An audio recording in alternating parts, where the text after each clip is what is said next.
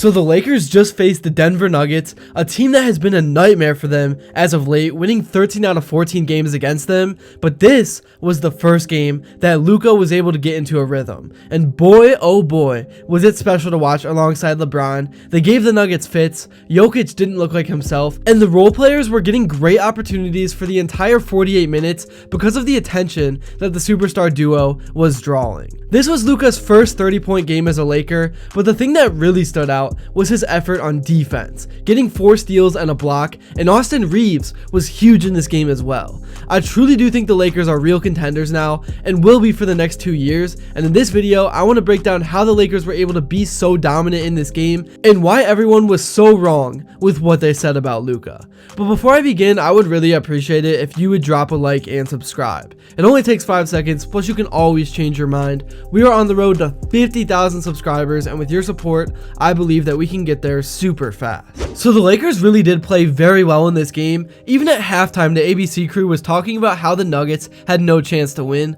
which I thought was a curse because the Nuggets in the third quarter got it to 1, but after that, LA took over and went on a big run. I thought Luka looked a lot more settled down in this one, and he was just himself, talking smack, making ridiculous shots, and showing a lot of emotion both to the refs and also the Denver crowd. This was the game where as a fan, you could just take a deep breath and be like, okay, Luka has arrived. He's shaking the rust off, and all the speculation that came from what the Mavericks front office said about him was a lie.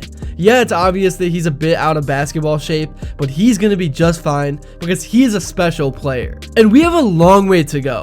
The Lakers obviously did not expect to acquire a player like this mid-season. I mean, it was a complete change of style of play. It was a complete change just in terms of culture, because the Lakers went from being a defensive-minded team to now being more focused on offense. And the thing that has me so excited is that this performance was not like a miracle where everything was clicking or something like that. It's not like one of those things where it's like 9 out of 10 times the Nuggets would win, but not tonight. It seems sustainable because LeBron and Luka are the best passers in the game, and as long as role players like Rui Hachimura and Austin Reaves knock down their shots, I really do think this team can beat anyone in the series. And right now, with the way Austin Reaves is playing, it's tough to even call him a role player. He's an upcoming star. And this Luka trade really has just raised the ceiling of the team. Back when AD was on the team, obviously he was a beast defensively, but I think the clear consensus is that this is an offensive league, and I almost feel like AD being gone has made the Lakers try harder and play with more intensity on the defensive end. Maybe this is a crazy take, but it almost feels like now that AD is gone, every player on the team feels this sort of shared responsibility to do the little things, to box out, to crash the glass, to contest around the rim, because now that the safety net is gone, you have to bring your A game defensively 1 through 10 to make up for it. I'm not saying that AD made the other guys lazy, and it's only been a small sample size, but it really does feel like some of the guys like Rui, Dorian Finney-Smith, Jackson Hayes, it feels like all those guys are playing with a new tenacity and a new excitement. So it's not that AD made them worse defensively, but I think because AD is gone, it caused the other players to rise to the occasion, and the Lakers have been great defensively post All-Star break. So once they get into a rhythm offensively like we saw tonight, the Lakers are going to start to rise even more in the Western Conference standings, and they got a little help from the Utah Jazz, who beat the Houston Rockets. I think this really may have been the breakthrough game of the season. Not that the Lakers have been struggling or anything like that, but this was the game that took some of the tension off Luka. This was the first game where he was smiling, playing free, and the whole team just played with this excitement that really we have not seen in a while. Even LeBron looked a lot more relaxed. Obviously he was intense because that's just who he is, but I saw a lot more high fives. I could just sense better vibes, and that's what Luka Magic brings, and that is why the Lakers, without thinking twice, were able to pull the trigger to get him. Luka definitely can have some issues, especially off ball defensively, but he is just so good at anticipating and reading passing lanes. We all know about his struggles on the defensive end of the floor from time to time, and he's not that athletic in terms of reflexes to get those steals or to stay in front of people, but what he lacks in that stuff, he makes up for with his ability to read the floor. That's how he was able to get those steals tonight. And I know I talk about this a lot, but the way the ball was moving around the floor was immaculate. Luka is one of the few players in the league that is able to jump, up and whip the ball around the floor midair, and also adjust into a shot if nothing is there. There really is no way to guard it, because if a defense does, then Luka can give it up to LeBron, who usually is cutting to the rim, and today we saw that LeBron is as good as ever with his finishing. He bodied Jamal Murray for the and one and gave him the shoulder shrug. He in transition finger rolled one in with Westbrook right behind him. So when you have Luka's ability to be a magician, and then you got LeBron, who is the best in the world at basically everything, that pretty much takes the role players out of the equation and out of the game plan for opposing defenses,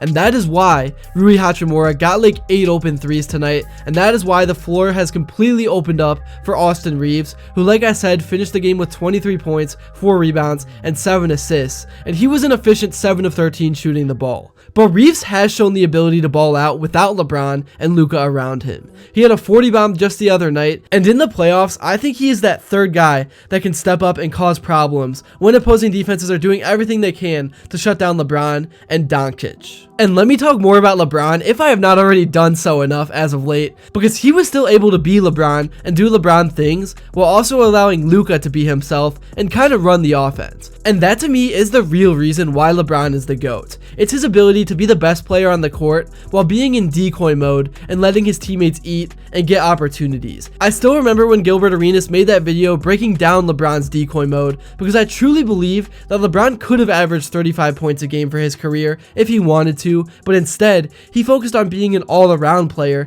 and that's the reason he's been able to take teams of nobodies to the finals by himself. And it's hilarious to me that Jordan and Kobe fans view that as a bad thing. They call LeBron soft, they say that he's not a killer, but statistically that's not true. And all Bron has done for his entire career is make the best basketball play no matter what it means. Sometimes it means he needs to take over and take the last shot. Sometimes it means to dish it off to the open guy for the game winner. And sometimes it means to make a defensive play the defining moment of your career. I'm honestly sick of Jordan fans hating on LeBron. They always will, and there's nothing you can really do about it. And I would not even say I'm like the biggest LeBron fan myself, but I am from Cleveland and I can recognize his greatness on the court. I think Jordan was great. Yeah, I'm young and I was not able to watch his career like I have LeBron's, but there will never be another player like LeBron. The longevity, the leadership, the accolades, not getting into any trouble. LeBron James is the GOAT, and who knows, man, with what I just watched tonight, him and Luka really might be able to do it.